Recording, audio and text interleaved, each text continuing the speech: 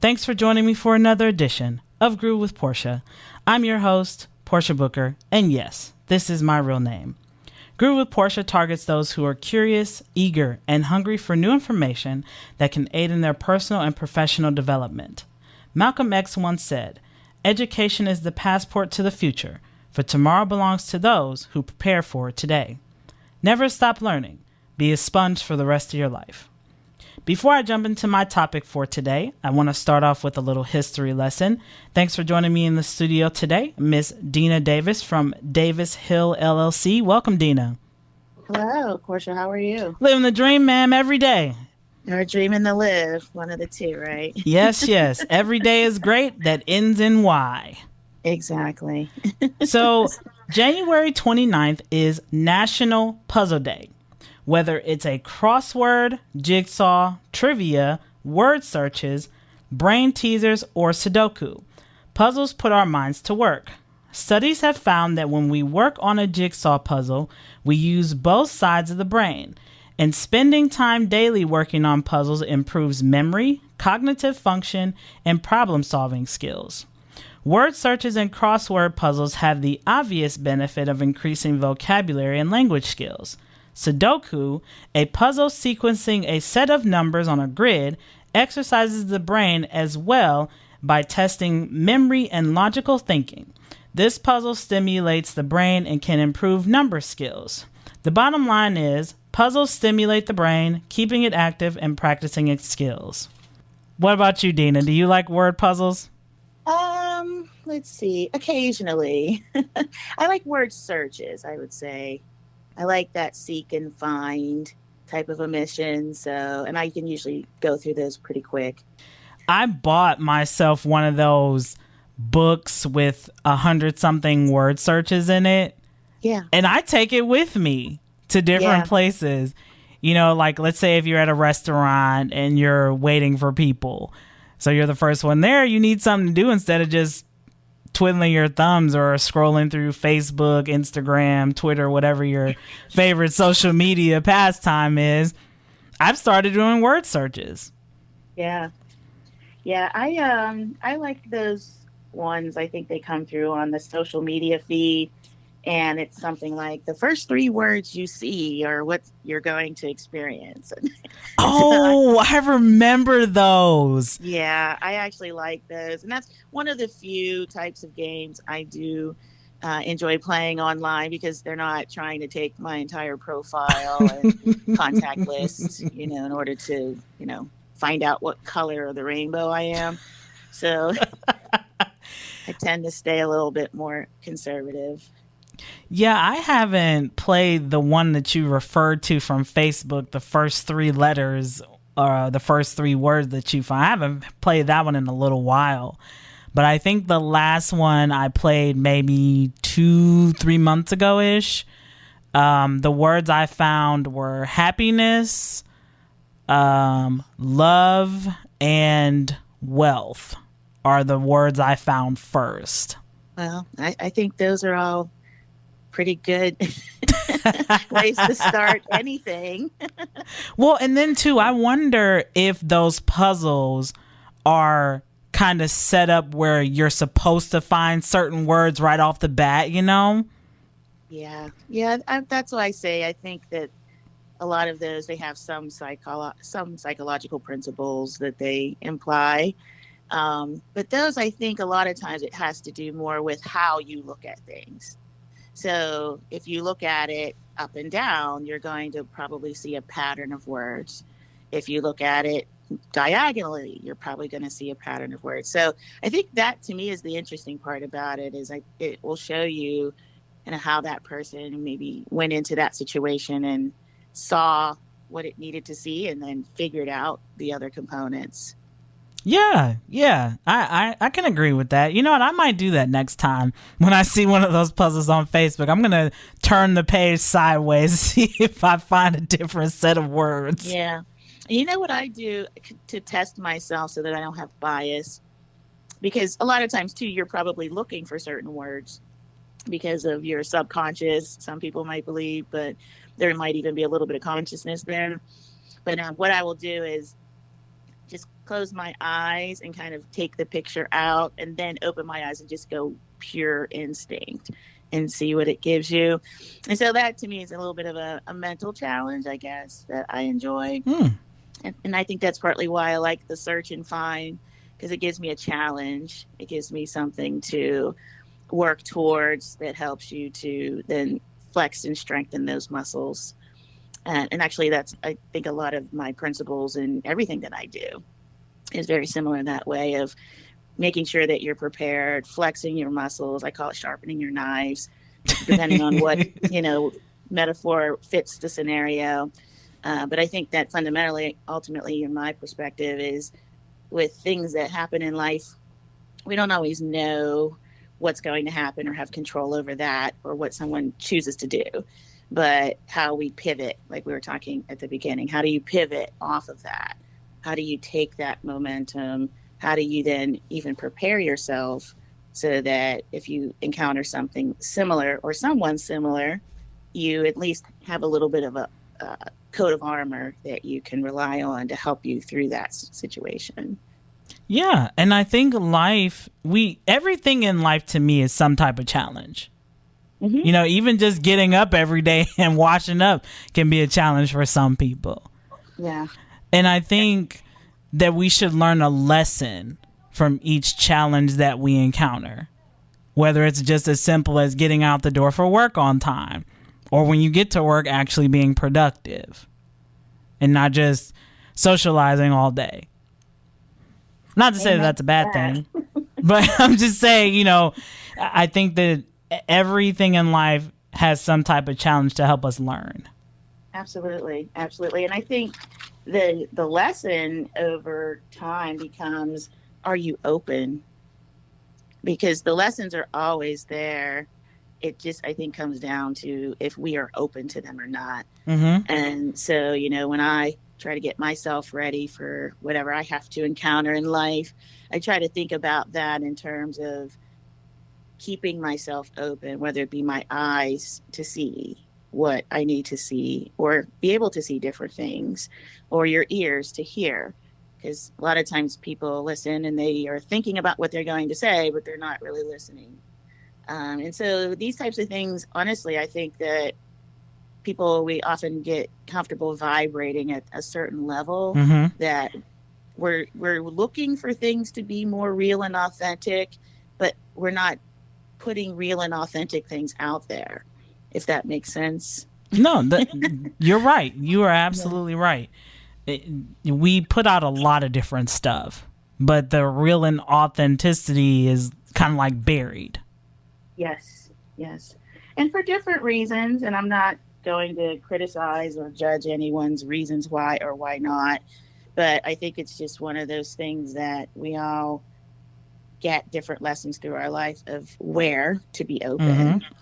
And a lot of times it's always been there for you. It's, you just didn't see it or want to see it, or you had an expectation that something different was going to happen and hung on to that very heavily for whatever reasons. And I'm not sitting here saying that, oh no, Deena has never had any of this ever. I am coming from experience, and I'm also coming from a place where, it's a continuum for me to keep myself open, because when people or life comes at you, it's easy to shut yourself off or to kind of bury yourself in commonality and then just ignore that these things exist. So, but, I think ultimately that's very important.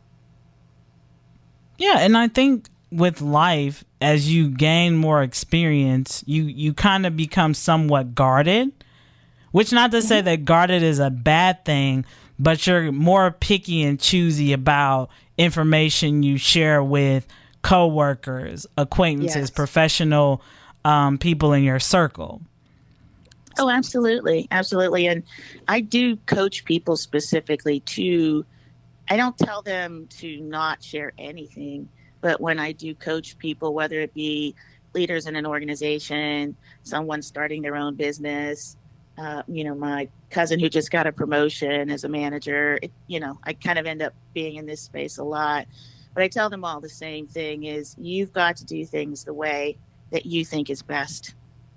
And, Mm-hmm. you've got to go through life and be able to put those things out there that you want. So as a leader, or you're making decisions, then, are you making decisions in the way that you would want that outcome to be? And then what can you do to help facilitate that? And so if you don't go into that with that sort of mindset, you and others will grossly be disappointed. Right. Yeah, because Right. again, it comes to those expectations. And so it's all around understanding really what the situation is from multiple angles, and Mm-hmm. then being able to make an assessment of something a little bit more holistically than looking at a single vein. And that's, to me, a big problem is we all go in looking at the one incident and not the big picture. Yes, There's yes, always two sides to the story. It can't be just one. absolutely. And, I say this a lot too, because, excuse me, of the type of work that I do in human resources, which, to be quite honest, I don't like that term because of the, Negative connotations. no, it's not even the negative connotations. I think it's the disproportioned expectations and or inappropriate expectations. So, I know I have a tough job to do. We all do. I mean, we know that when we get into it. If you don't know that, then don't show up, right? uh, but I think that if you don't really know what this work does, it's easy to assume. And, when you assume, you're really only taking it from a few data points that you have available to you. So I Mm-hmm. understand that, and that makes sense. And that is what someone believes to be the case.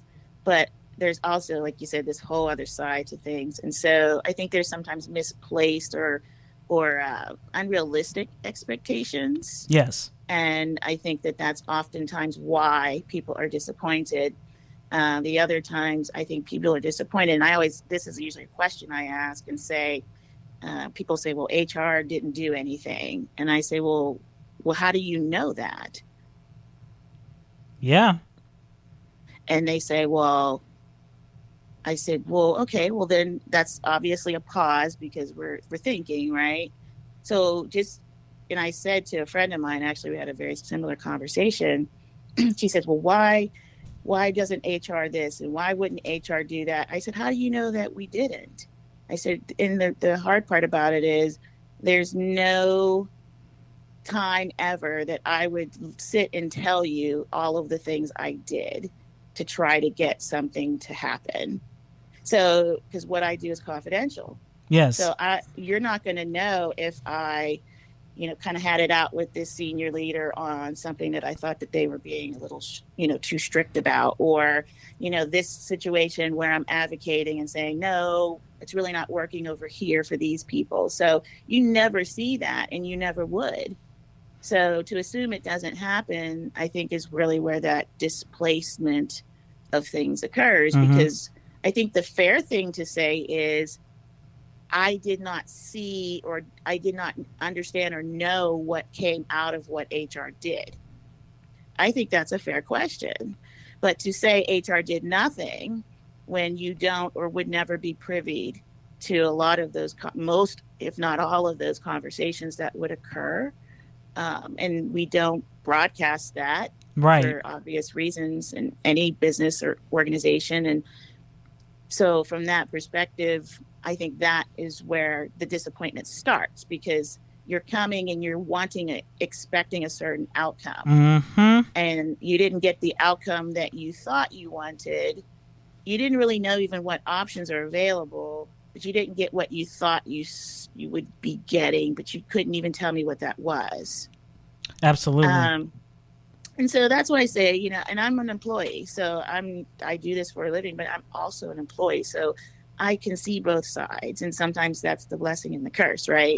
Because, right. Sometimes you're like, this is some, what, but okay, Right. that we've got to charge forward. And then there's other times where you felt that way and it was fine. And Mm-hmm. nothing happened, and the world didn't fall apart. So, you know, I think that's where a lot of us, and these are actually some of the topics that I've been doing a lot of discussion, and some future works will be coming out around, is us having a certain level of professional maturity for ourselves. Yes. And so that's that understanding in a situation like in the workplace. What is an appropriate amount of information to share? I'm not going to tell you what is or isn't. I'm not going to write a ridiculous policy that tries to guess all the ways that you could offend someone. I'm not going to do that. But what I am going to tell you is use the reasonable person test. Yes. And if the reasonable person would be offended or upset or feel uncomfortable about that, then we're going to start there. Okay. Mm-hmm. So, I think in a lot of cases, we either over engineer or under engineer people things.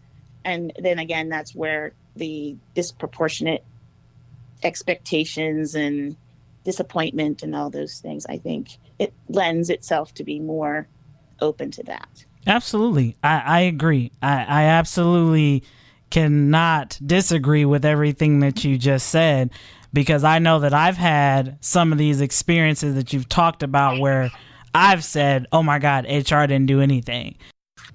So, Deena, just a basic question. What sparked your interest in wanting to pursue a career in HR? Interesting. I honestly didn't even know that it was a career at the time. I started as a finance major. Well, put it this way. I started as a medical assistant, didn't want to go Wow. into healthcare. And so I said, well, I really like business. I went into finance, and I said, I don't want to crunch numbers all day. What else can I do with this business knowledge and these numbers and these things? And when I talked with the guidance counselor at the time, he was talking to me about this program of human resources and how it's a business function, and we use data in order to help make informational decisions about employees, and it's just all these things. And I was like, oh my God, like that's really interesting, because I would get to be involved in the business aspects that I love so much, but I would also get to be involved with people. And it wasn't that I had to kind of lock myself away and crunch numbers and never interact with anyone. So that's actually how I got into the program. And then from there, different opportunities existed and opened up for me to get into different roles that allowed me to get my foot in the door. Wow. So you started in the healthcare field and then kind of just switched gears into the more back end, but still people role. Well, I really looked at it honestly as a business unit more so than people. And it wasn't that I wanted to be Pollyanna or I wanted to be Mary Poppins. And I use those terms a little bit sarcastically, actually, no, very sarcastically, but because that wasn't my goal. It wasn't that, oh my God. Now I have this side of me that loves politics and I love economics and those sort of elements. So it was kind of a way for me to bring that all together, because it had the legal aspects, it had the compliance, which was fulfilling my lawyer-like, I guess, inner spirit. And then I had the business aspect, because we have things that are obviously very big business decisions that come from HR. So that was another part of my passion. And again, I felt like those things would be interesting and fun to develop, but I also didn't, again, want to be locked away and never interact with anyone, which is what sometimes those functions do. So if you're in a finance function, you don't really get to interact with a lot of people. And so there was that bit of me that said, hey, well, I've always been the person to speak up and to speak out, and that little bit of, I guess you call it an activist, but that part of me, I think, is where the HR side really resonated. Well, yeah, with finance, you got to be delved into those numbers, making sure everything's right. Those Excel spreadsheets have the accurate data. I understand that. I learned a little bit of finance at the nonprofit I worked for a bit. So I understand a little bit about QuickBooks and some of those other programs dealing with finance. And I've also done payroll as well. And payroll is tedious. Yes. Yes. So I know exactly where you're coming from, Deena, when you talk about that. So, Yeah. human resources, when people hear that term, they kind of think of conflict mediators. And we briefly touched on that in the very beginning of the show. But can you kind of provide kind of more insight on how HR impacts the workplace? Sure thing. So before I even dive into that, I'll just start by saying that every company has different ideas, philosophies, or expectations of what HR will or won't do. So that's one thing I think you have to start with is HR is not HR is not HR. And so even for myself, I've worked with several different companies in an HR capacity, and the types of things that I'm doing at each company is very different because of what that company needs. So I think that one thing is just understanding that when you think about what should people go to HR for and what sort of things do we do, it's going to depend on the company that you work for. And I think that's the first thing that you want to do is understand what their role is, what sort of services they provide, what their function is, and really where they are positioned within the organization. And I think that's sometimes, again, where we talked about some of the disconnects or the misunderstandings. I think that's sometimes where it starts is we're not all created equal. The other is we're not all the same clone of person. So, for myself, I've been very fortunate in my HR career to be on what we call a business partner track. And business partner is very much like I explained what I believed HR to be is it is a business unit. We are like finance. We are like marketing. We are like product development. We are like every other function. We are a business unit. So we have the same decisions, obstacles, challenges, constraints that any other business unit has. So we have to think in terms of what we can do to best leverage our resources on behalf of the organization. And so what my role typically will be is to work with a lot of times the senior leaders of the organization that head up those other areas and helping them to link to what services and or expertise HR can provide to them to help their business be successful. So it's very much like if you think about marketing, and marketing helps the sales team in order to be able to tell the story and do these things relative to selling the product. And my function is very much the same as a coach and an advisor, as a facilitator, as a program manager for those things internally that also are supporting the business units. That's interesting that you said that HR is different depending on the company. Yes. I think that's interesting because I've never heard that before. Oh, yes, absolutely. Yeah. And I think that's probably, and it's interesting because I see and listen. I don't listen as much as I see anymore, but because you have to guard yourself from, so much negativity. But I see what my HR people talk about, and they're talking about like, my goodness, I wish my company would adopt this. I wish we could do more of this, or I wish we had the budget. So you see that all over the HR blogs. But then you go to the other blogs and you hear like HR, they're the devil spawn child, and you're like, wait a minute, like, how are we so disconnected here? Because these people are over here, almost in tears that they can't get paid leave in their company, so, or they're having parties like, yes, we've got paid leave. Like, we're so happy that this will be able to help people, so, that's where sometimes that misalignment is people think that HR is the only decision maker in an organization.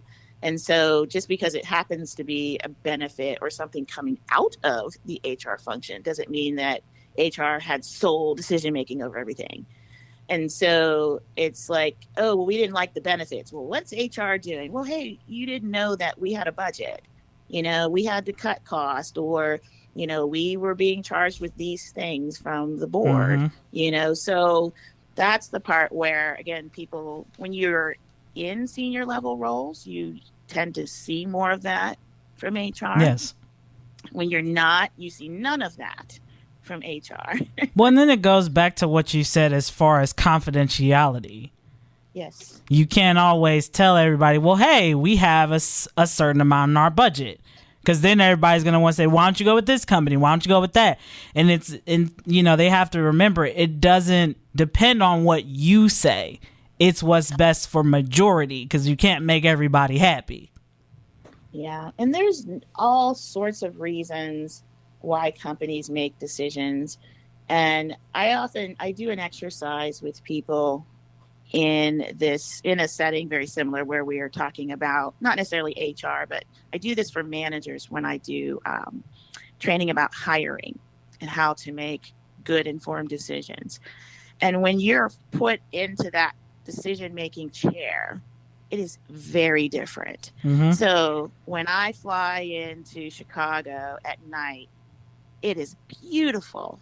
I can see to the, as far as my eye can see, just lights and everything. It's absolutely beautiful.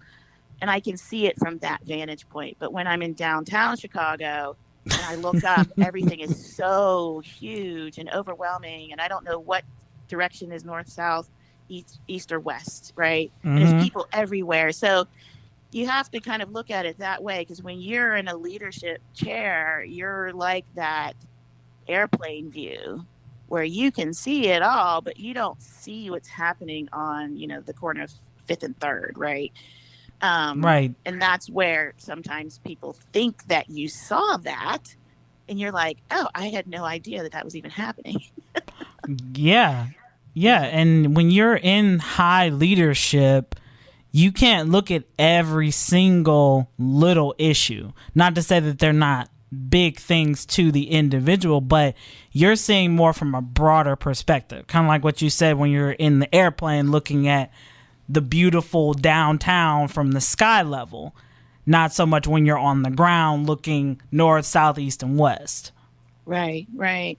And the other challenge I think that comes in that people don't often see, I think is the best way to describe it, is they don't see the other things that might be influencing a situation.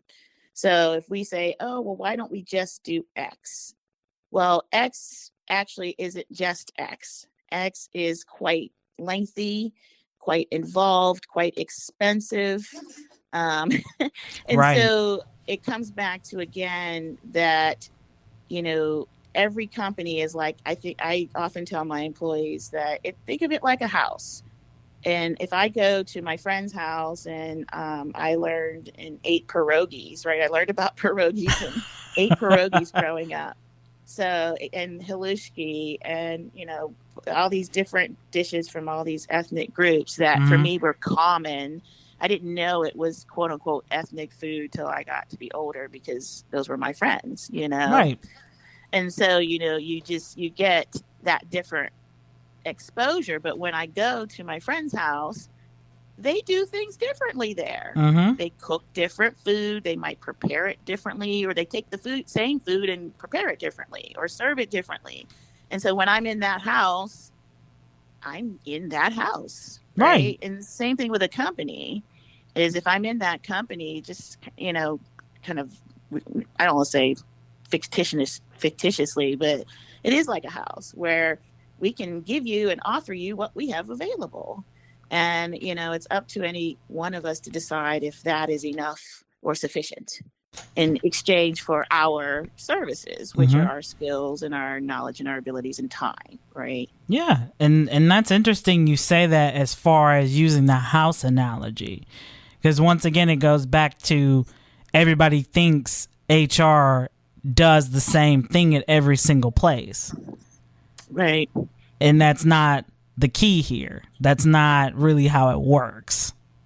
No. And then I think, again, you can't leave out individuals. My background and what I have grown my skills around is very different from a lot of people in HR. But that's been my path. Now, there are people that have different types of skills and have maybe spent more time in certain things, and I haven't. And so each of us has a blend of that skills, knowledge, abilities, and experience. And that's what we bring. And so Mm-hmm. I have pitched hit for multiple leadership roles where we needed to fill a gap for whatever reason. So I've not just been HR in most of my career. I've been program managers, I've been sales manager, I've been ops manager, you know. And so those again are some of the other things that, it's not common, and it's not every person does this, but there are other people like me. So it's not like there's just Deena and this is the only one that does it this way. But if you were judging me based on, Karen,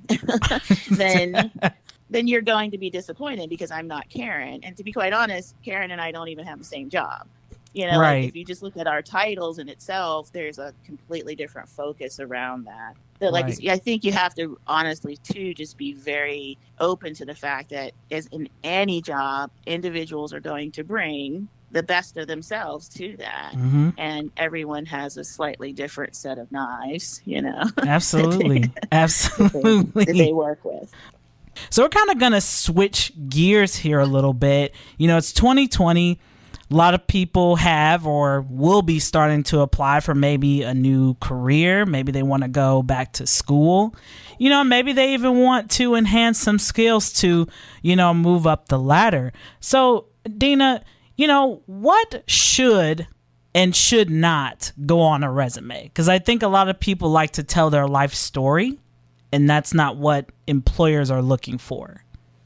Yeah, and actually, there's a couple of things I think I can deconstruct pretty quickly. It's first of all, it's not the resume; it's the input to the resume. And so, I'll tell you what I mean by that. A lot of times, people have no idea what they want to do.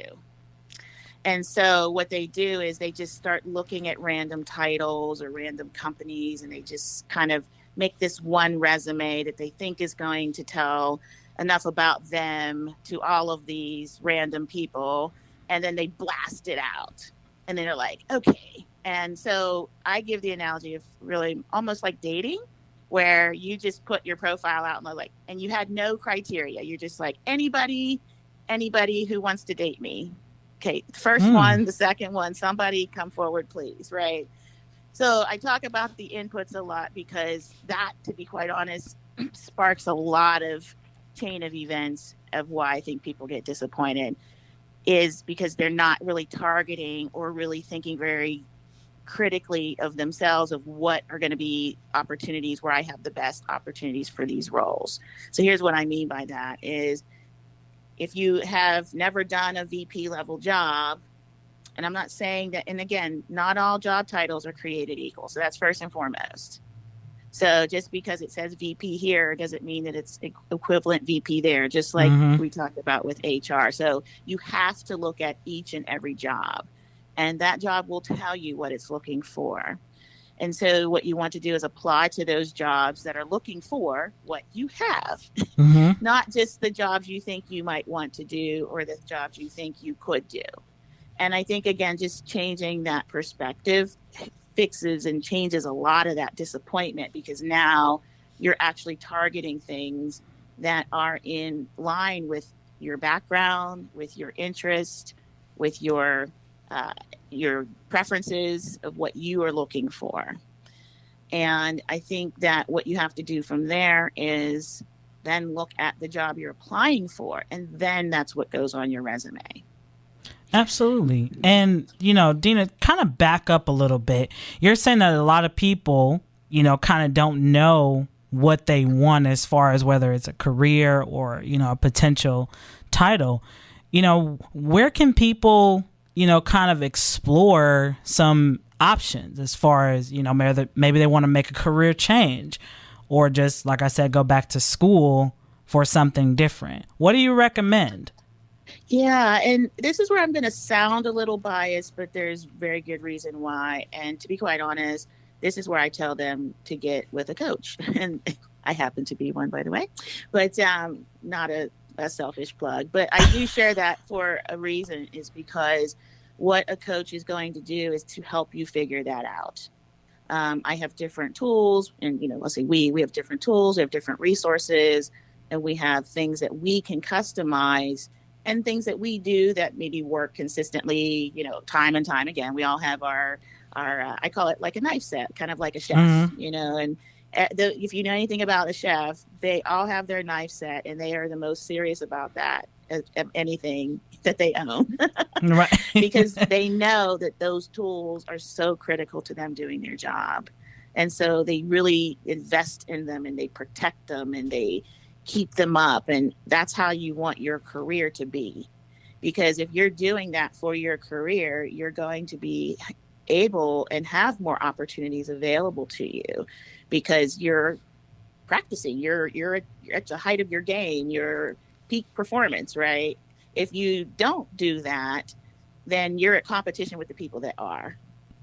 Yes. So, I think that's the other thing to think about in terms of, like I said, how you're positioning yourself, but the coach and different people like that. Now, I say this because when you go through career counseling, or you do things with, even in high school, you have guidance counselors, academic advisors. You have to be, I don't want to say careful, but you have to calibrate where they're coming from. So those people are not career experts. Those people are facilitators of whatever system or process they have. Just so if I'm an academic advisor, it's my job to advise you on the academic offerings of this organization.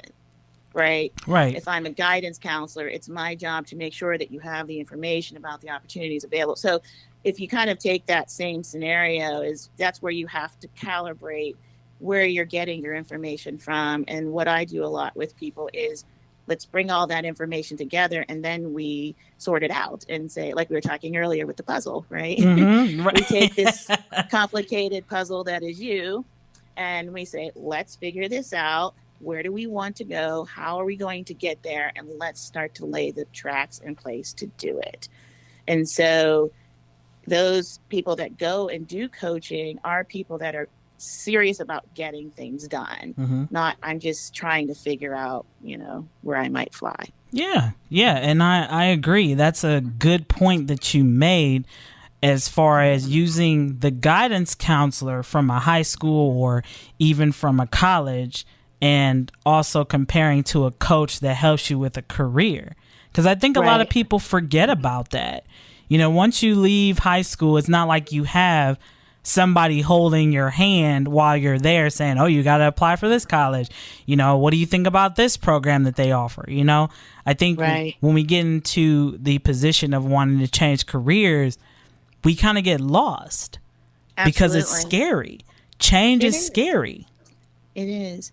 And, a lot of times what people struggle, so you have a couple different dynamics. So if I'm new into my career, or if I'm early into my career, that's a different set of dynamics than, I've been successful and I want to pivot into something else. Or, hey, I've worked my 30 years and I'm ready to go to Florida, right? Right.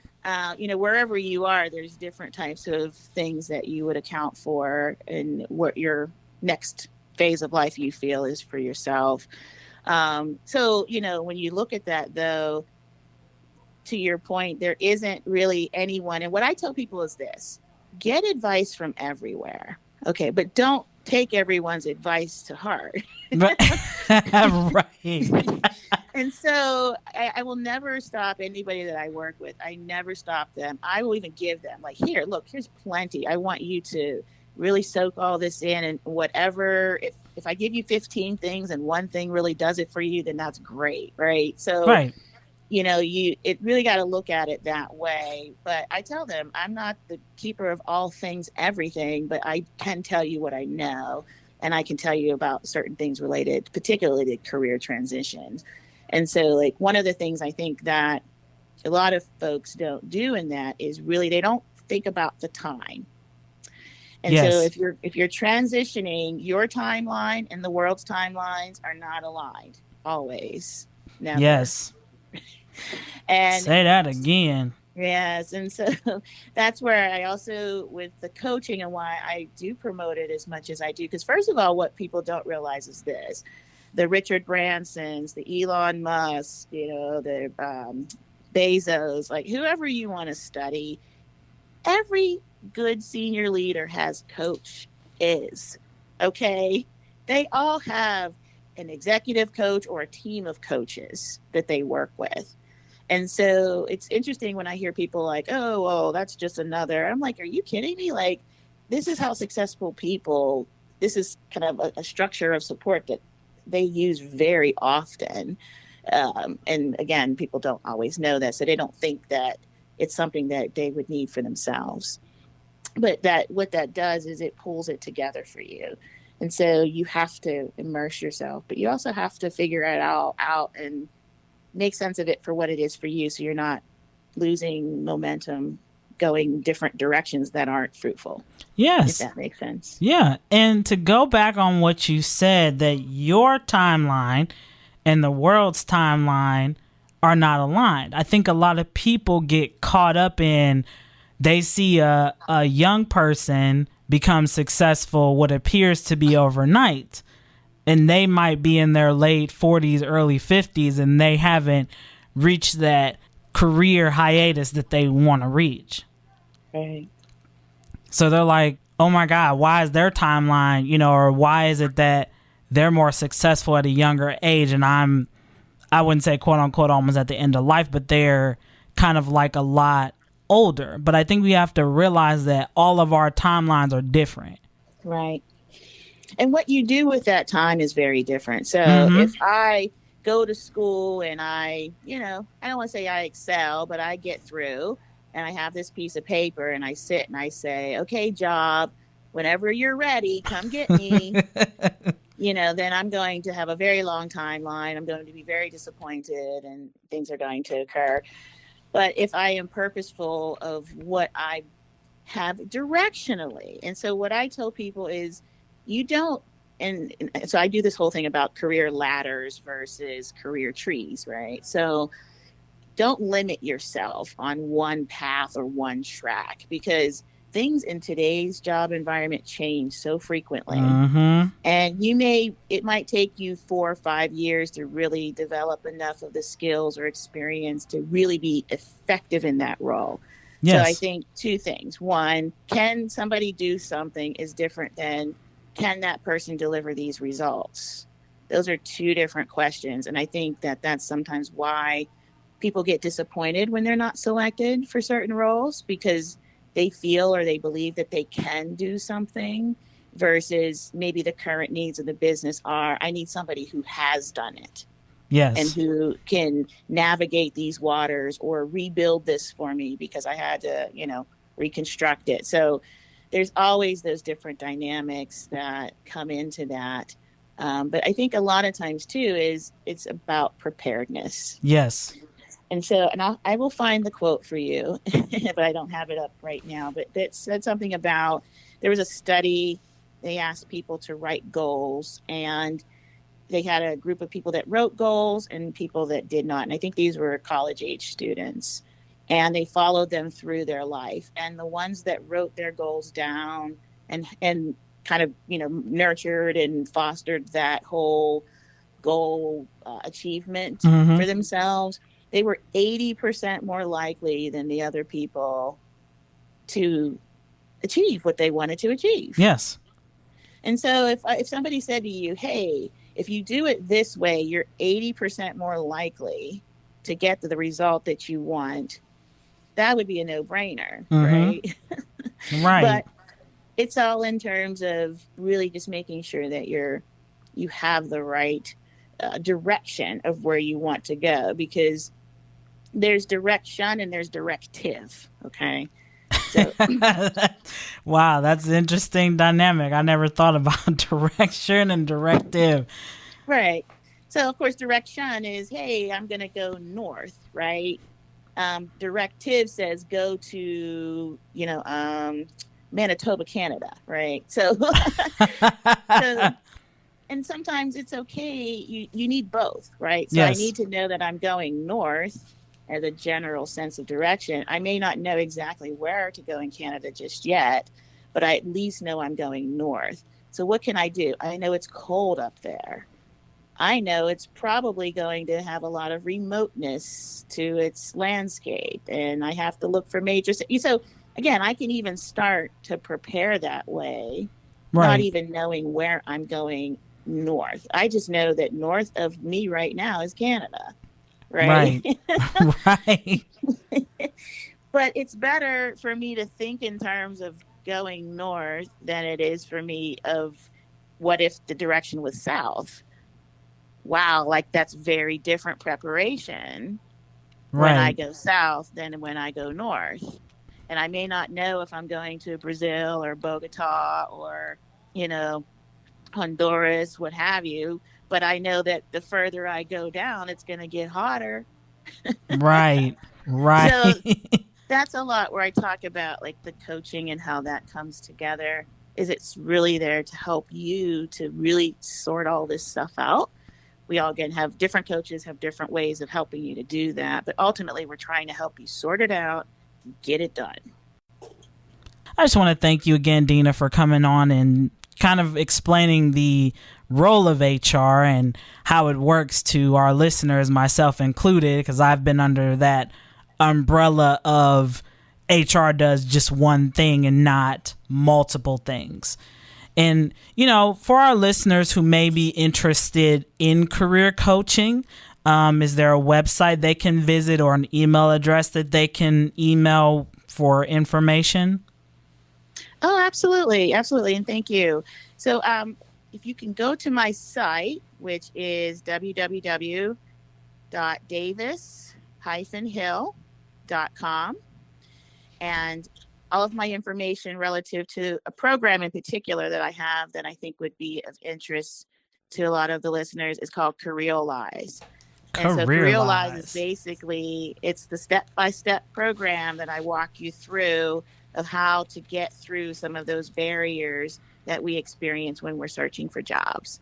So all of those things we talked a little bit about earlier, what goes in your resume, how do you apply, etc. I actually have a step-by-step program that we'll be launching here in the next looks like we're going to be within the next month, which we'll definitely have some more information. So if you would like to contact me, please do.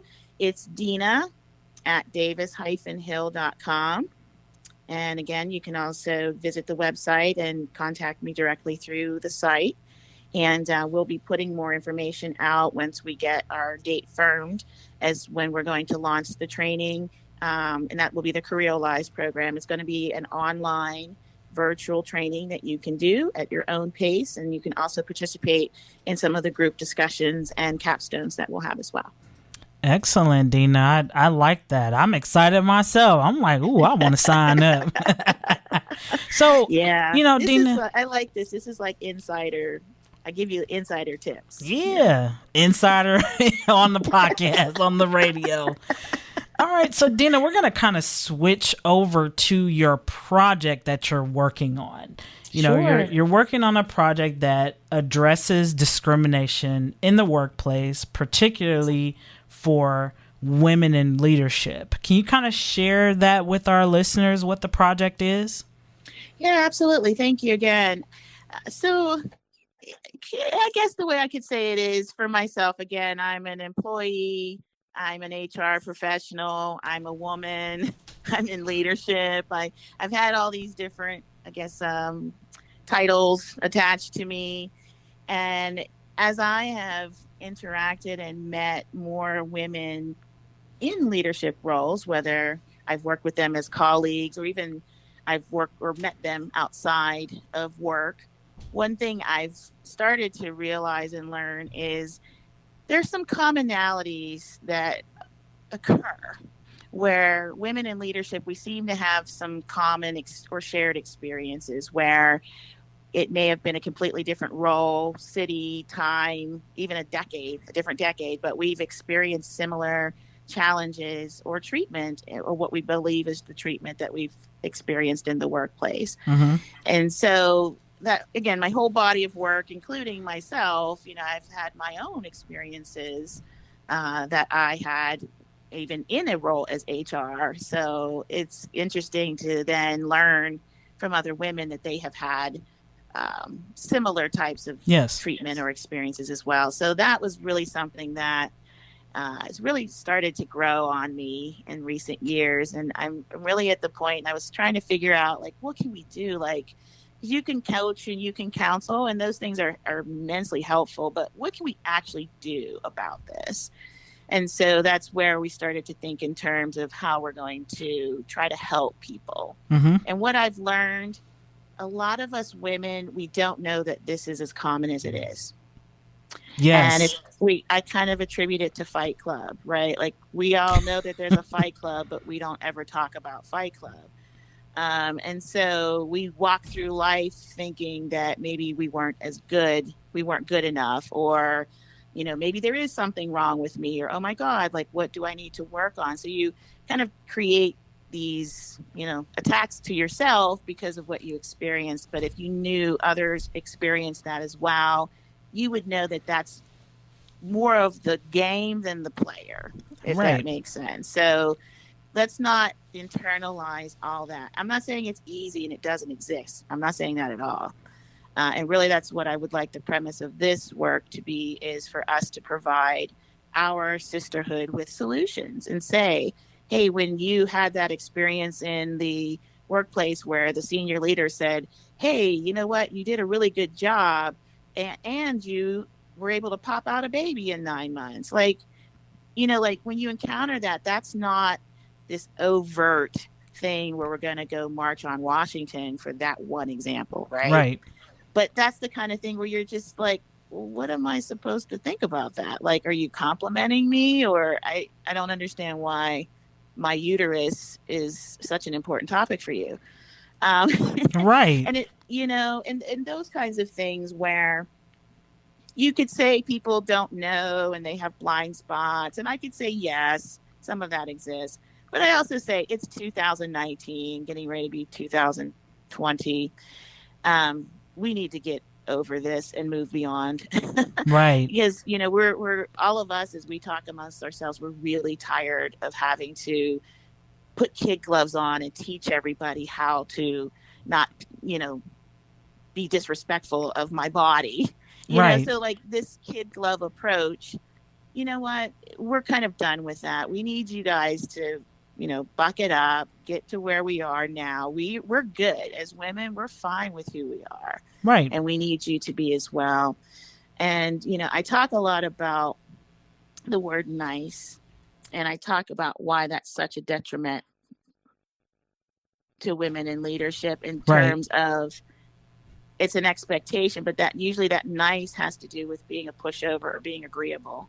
Right. And so we attach these things to women, and we put these, again, expectations on them, and we say, oh, she's a what have you.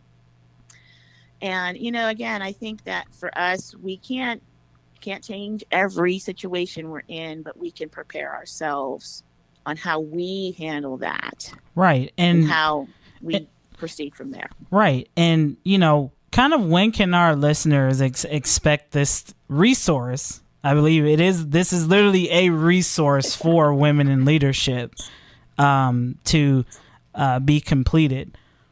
Yeah, so I'm going to have to put a little bit of a aspirational timeline on this, because that's fine. Partner who is helping to. So there's a book that will be coming. We'll have interviews from real life women that have had and are willing to share their experiences. Of course, we're going to change the names and faces as appropriate. But, we really want to be able to highlight and share some of this, but also, again, be able to provide the solution. So the book we're targeting now within, looks like the summer, that we would be looking at the book to be coming out. But prior to that, we will be launching different workshops. And I have a couple of things that I'm working on right now in the March timeframe I kind of am calling it a brunch right now. Yeah. But it'll be a women in leadership's brunch, or we'll have an event day. I've got to scale between when I have available with the venue, but that will be coming in the short term. And actually that'll probably be here prior to the book. Excellent. Deena. Well, we're about to wrap up here. Just one last question. What advice can you offer our listeners today? Well, I would just say, in terms of what we talked about holistically, is just really just seek information, ask questions. And I think that a lot that will oftentimes help with some of the confusion or sometimes disappointment we may have related to things in the employment world. And, just find those people that are willing to talk, and answer those questions for you.